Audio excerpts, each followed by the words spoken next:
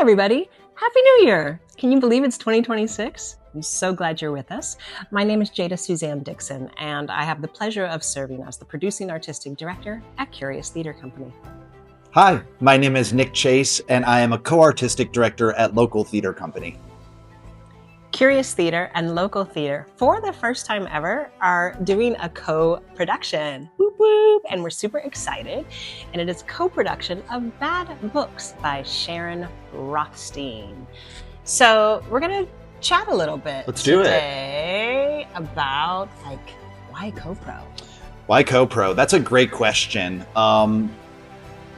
I think when I think about Local Theater Company and Curious Theater Company, there is such an overlap in the work that we're really excited to explore at our companies.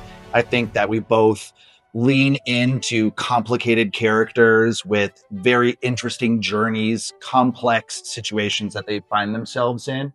And in addition to the work that I believe that both Curious and Local gravitate towards, I think there's also an overlap of value systems between our two companies. I think that there is a strong belief in the power of the artist and the individual as a participant in the collaborative experience. Absolutely. And core to the DNA of both Local and Curious are new plays. We are excited about new plays. I think we want to contribute to the longevity of a new play and supporting a process for a playwright and a new play. Not only that we expose our region to those new plays and those new voices and new stories, but also that we hope that they have a life beyond Curious and Local. And that's core to who both of our entities are. Yeah. Let's talk about this play specifically and what compelled us to do this, because it did feel a little bit like a compulsion after reading this play, the necessity to have this conversation right now. I love actually that you just used that word. I think necessity is key to this play because of its relevancy. I actually was listening to something today on the radio that referenced core elements of this play. And so I think the timeliness, I think the relevancy, I think the comedy, it's funny, friends, so don't miss it, that's for sure. But also, I think it speaks to what you said at the very beginning, that it's another play that is looking at the nuance and complexity of our humanity and how we navigate that collectively and how we're navigating that individually, and the sort of pros of that and also the cons of that. Yeah, and I think that's something that I've noticed has been consistent with this season at Curious, is that you're looking at characters who are in very complicated situations that are situations that people are speaking about right now.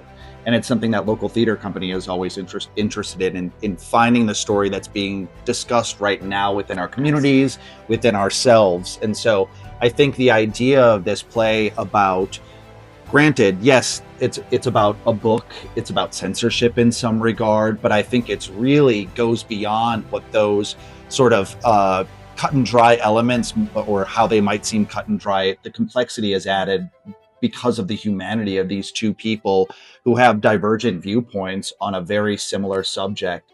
And I think therein lies like the beauty of this specific story, is that they both have a very unique perspective on who should be able to read a book, and what age that book should be given to them. Absolutely. So. And I think outside of sort of timeliness and relevancy, I think both Curious and Local are, really wanting to be sort of at the forefront of that conversation. And I think both Curious and Local believe wholeheartedly that if in the world of theater, we can't create space to have the hard conversations, where else are we going to have that? Where else can we have that? And I think live theater gives us the opportunity to have those discussions, to have those conversations. And I think in some ways, and I think you spoke to this as the director, this play asks these two characters to listen. When we meet them, they're not necessarily listening to each other, and you'll know what I mean. But I do think their journey leads them to not necessarily agree, right, but to listen and understand. Right. Isn't that what we're wanting from the world that we're existing in today? I think that's a really well said. I think that's really well said. I think this play doesn't ask for us to have the same viewpoint. I think what this play really asks us to do is have those difficult conversations, try to find some common ground, and recognize that we do live in the same world. And in order for us to live with any semblance of harmony, we need to have that communication. We can't live in this divided world that very often is what we see in online culture, on social media culture. It tends to, we've talked about this, flatten out humanity, and we no longer see the person behind a 180 word tweet, or a very simple Instagram story, or a Facebook post, or TikTok, whatever it might be. We don't see the full dimensional human being behind that. And I think what this play really does is moves us from that world of the digital, even though we don't live in that world in this play, but moves us from that mindset into we're living in the world right here with a human being directly across from me. So absolutely. Yeah. Absolutely. Yeah.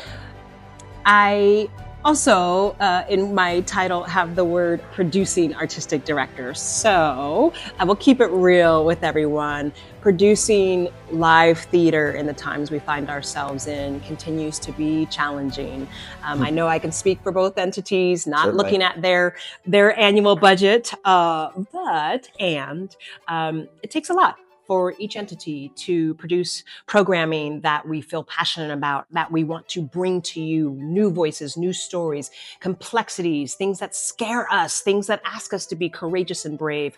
We cannot do that without your support. So for everyone who has supported local theater company or curious theater company, and or both, with a gift of any size, it matters. It makes a difference.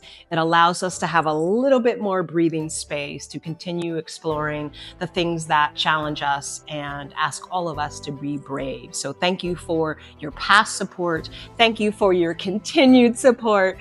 And thank you for coming to see this show. We can't wait to share it with you. We look forward to welcoming you at the theater.